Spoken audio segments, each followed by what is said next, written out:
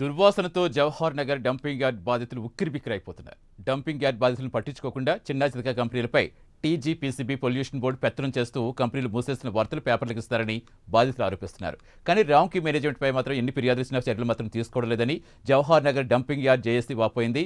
తమకు వెంటనే న్యాయం చేయాలని, తమ ఆరోగ్యం మీ చేతుల్లో ఉందని టీజీపీసీబీని ప్రైమ్ లైన్ ద్వారా కోరారు.